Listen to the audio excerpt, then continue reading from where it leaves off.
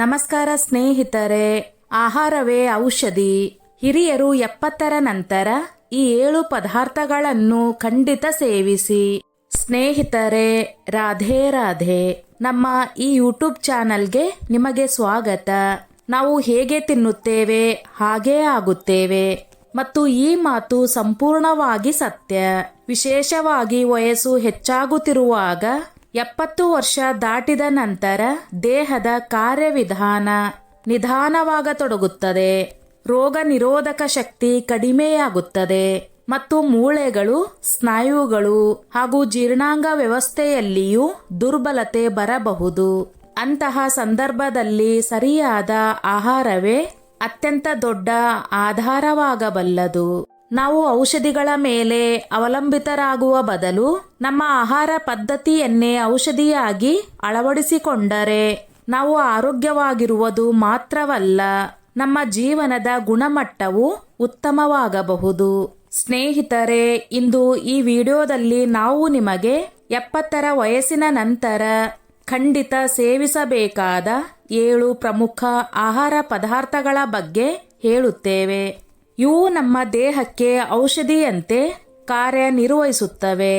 ಸ್ನೇಹಿತರೆ, ಅದಕ್ಕೂ ಮೊದಲು ನಿಮಗೆ ಕಳಕಳಿಯ ವಿನಂತಿ.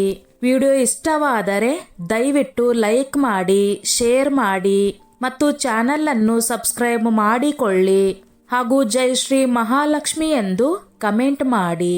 ಸ್ನೇಹಿತರೆ, ಈ ವಿಡಿಯೋ ಬಹಳ ಮುಖ್ಯವಾದದ್ದು. ಆದ್ದರಿಂದ ವಿಡಿಯೋ ಸ್ಕಿಪ್ ಮಾಡದೆ ಪೂರ್ತಿಯಾಗಿ ನೋಡಿ, ತಪ್ಪದೆ ತಿಳಿದುಕೊಳ್ಳಿ, ನಿಮ್ಮ ಒಳ್ಳೆಯದಕ್ಕಾಗಿಯೇ. 1. ಹಾಲು ಮತ್ತು ಹಾಲಿನ ಉತ್ಪನ್ನಗಳು.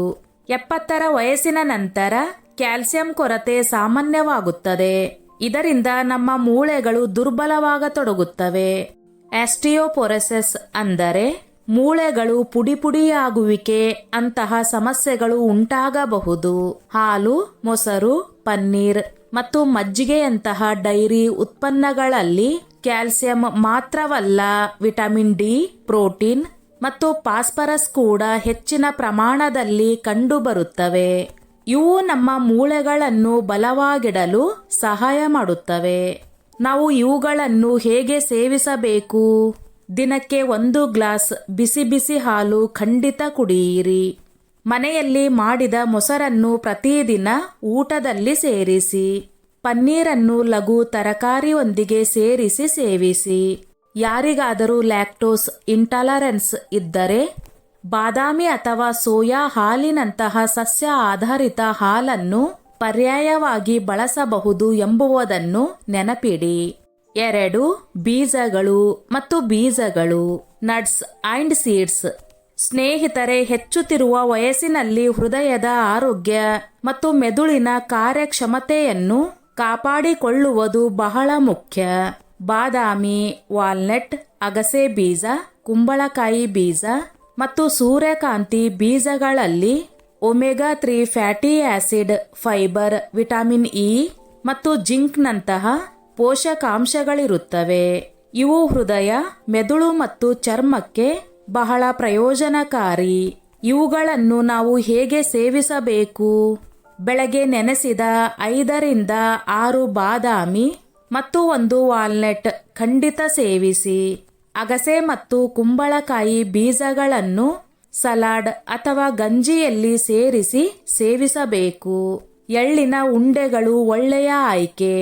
ಸ್ನೇಹಿತರೆ, ನೀವು ಇನ್ನೂ ಈ ವಿಡಿಯೋ ಲೈಕ್ ಮಾಡದಿದ್ದರೆ ದಯವಿಟ್ಟು ಲೈಕ್ ಮಾಡಿ, ಶೇರ್ ಮಾಡಿ, ನಿಮ್ಮ ಅನಿಸಿಕೆ ಕಮೆಂಟ್ ಮಾಡುವ ಮೂಲಕ ತಿಳಿಸಿ. ನಂಬರ್ 3. ಹಸಿರು ಎಲೆ ತರಕಾರಿಗಳು, ಗ್ರೀನ್ ಲೀಫಿ ವೆಜಿಟೇಬಲ್ಸ್. 70ರ ವಯಸ್ಸಿನಲ್ಲಿ ದೇಹಕ್ಕೆ ಕಬ್ಬಿಣ, ಫೈಬರ್, ಕ್ಯಾಲ್ಸಿಯಂ ಮತ್ತು ಆಂಟಿ ಆಕ್ಸಿಡೆಂಟ್ಗಳ ಅತಿಯಾದ ಅಗತ್ಯವಿರುತ್ತದೆ. ಇವು ಪಾಲಕ್ ಸೊಪ್ಪು, ಮೆಂತ್ಯ ಸೊಪ್ಪು, ಸಾಸುವೆ ಸೊಪ್ಪು, ಬತುವ ಮತ್ತು ನುಗ್ಗೆ ಎಲೆಗಳಲ್ಲಿ ಹೇರಳವಾಗಿ ಕಂಡುಬರುತ್ತವೆ.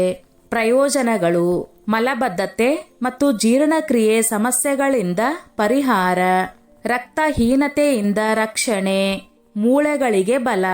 ಇವುಗಳನ್ನು ನಾವು ಹೇಗೆ ಸೇವಿಸಬೇಕು?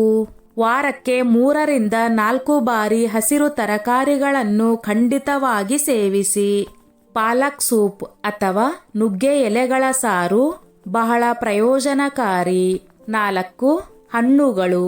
ವಿಶೇಷವಾಗಿ ಋತುಮಾನದ ಹಣ್ಣುಗಳು ವಿಟಮಿನ್, ಖನಿಜಾಂಶ ಮತ್ತು ನೈಸರ್ಗಿಕ ಸಕ್ಕರೆಯ ಉತ್ತಮ ಮೂಲವಾಗಿದ್ದು ಹಿರಿಯರಿಗೆ ಶಕ್ತಿ ಮತ್ತು ರೋಗ ನಿರೋಧಕ ಶಕ್ತಿ ಹೆಚ್ಚಿಸಲು ಸಹಾಯಕವಾಗಿವೆ.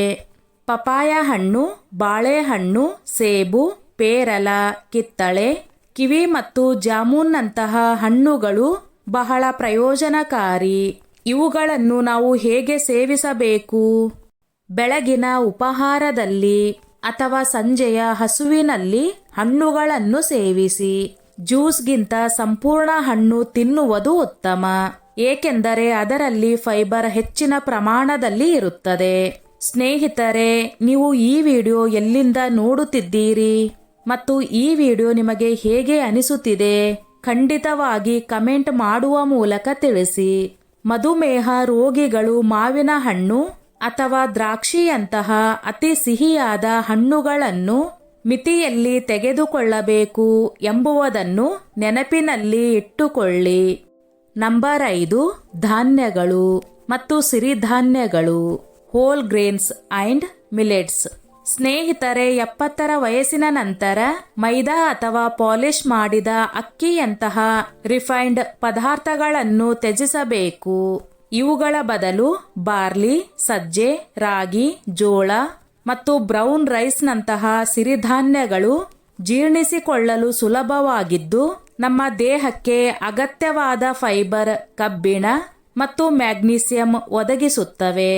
ಪ್ರಯೋಜನಗಳು: ಸಕ್ಕರೆ ನಿಯಂತ್ರಣದಲ್ಲಿಡಲು ಸಹಾಯಕ, ಮಲಬದ್ಧತೆ ಮತ್ತು ಗ್ಯಾಸ್ ಸಮಸ್ಯೆಯಿಂದ ಪರಿಹಾರ, ಶಕ್ತಿ ಒದಗಿಸುತ್ತವೆ.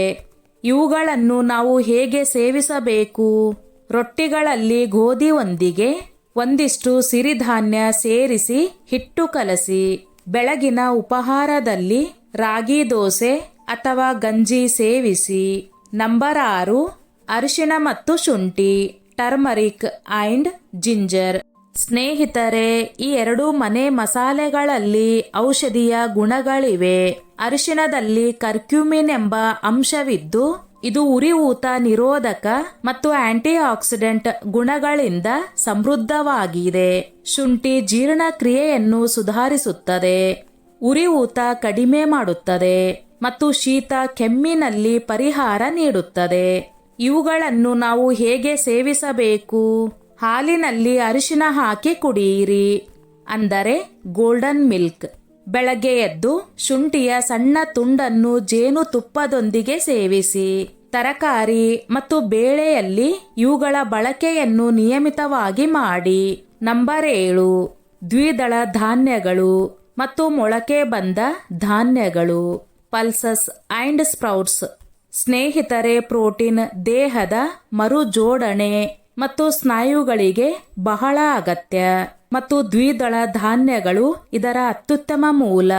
ಕಡಲೆ, ಹೆಸರು, ಮಸೂರ್, ರಾಜ್ಮಾ, ಉದ್ದಿನಂತಹ ದಾಲ್ಗಳಲ್ಲಿ ಹೇರಳವಾದ ಪ್ರೋಟೀನ್, ಕಬ್ಬಿಣ ಮತ್ತು ಫೈಬರ್ ಇರುತ್ತದೆ. ಮೊಳಕೆ ಬಂದ ಧಾನ್ಯಗಳಲ್ಲಿ ಎಂಜೈಮ್ಗಳ ಪ್ರಮಾಣ ಹೆಚ್ಚಾಗುತ್ತದೆ. ಇದರಿಂದ ಪೋಷಕಾಂಶಗಳ ಹೀರಿಕೊಳ್ಳುವಿಕೆ ಉತ್ತಮವಾಗುತ್ತದೆ. ಇವುಗಳನ್ನು ನಾವು ಹೇಗೆ ಸೇವಿಸಬೇಕು? ಪ್ರತಿದಿನ ಮಧ್ಯಾಹ್ನ ಅಥವಾ ರಾತ್ರಿಯ ಊಟದಲ್ಲಿ ಒಂದು ಬಟ್ಟಲು ಸಾರು ಖಂಡಿತ ಸೇರಿಸಿ. ಬೆಳಗಿನ ಉಪಹಾರದಲ್ಲಿ ಹೆಸರು ಅಥವಾ ಕಡಲೆಯ ಮೊಳಕೆ ಬಂದ ಧಾನ್ಯಗಳಿಗೆ ನಿಂಬೆ ಮತ್ತು ಲಘು ಮಸಾಲೆ ಹಾಕಿ ಸೇವಿಸಬಹುದು. ಹೆಚ್ಚುವರಿ ಸಲಹೆಗಳು: ನೀರನ್ನು ಹೇರಳವಾಗಿ ಕುಡಿಯಿರಿ. ವಯಸ್ಸು ಹೆಚ್ಚಾದಂತೆ ಬಾಯಾರಿಕೆ ಕಡಿಮೆಯಾಗುತ್ತದೆ, ಆದರೆ ದೇಹಕ್ಕೆ ನೀರಿನ ಅಗತ್ಯ ಅಷ್ಟೇ ಇರುತ್ತದೆ.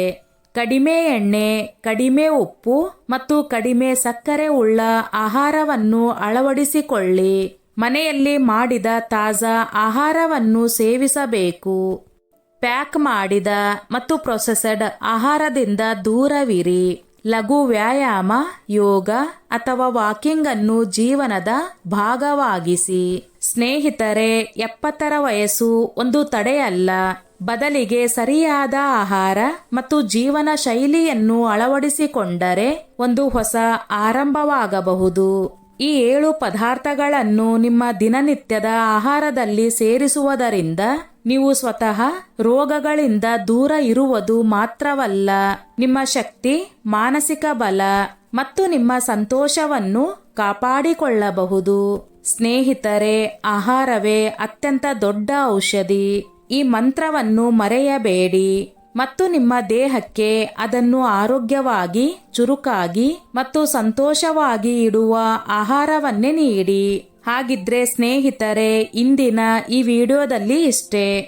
ಸ್ನೇಹಿತರೆ, ಈ ನನ್ನ ಮಾಹಿತಿ ನಿಮಗೆ ಇಷ್ಟವಾಗಿದ್ದಲ್ಲಿ ದಯವಿಟ್ಟು ಶೇರ್ ಮಾಡಿ, ಲೈಕ್ ಮಾಡಿ ಮತ್ತು ಸಬ್ಸ್ಕ್ರೈಬ್ ಮಾಡಿ.